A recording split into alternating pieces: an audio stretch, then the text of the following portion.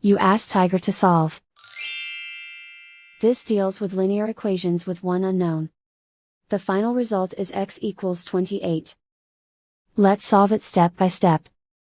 Simplify the expression. Find the greatest common factor of the numerator and denominator. Factor out and cancel the greatest common factor.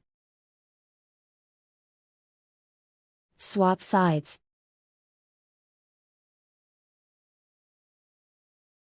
Group all constants on the right side of the equation. Subtract 1/5 from both sides. Combine the fractions. Combine the numerators.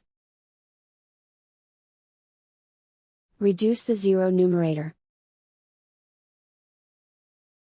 Simplify the arithmetic. Convert the integer into a fraction.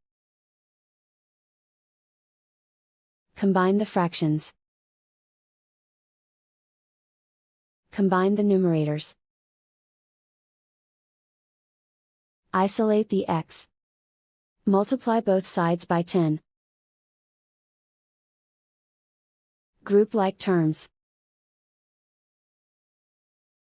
Multiply the coefficients. Simplify the fraction. Multiply the fractions. Simplify the arithmetic.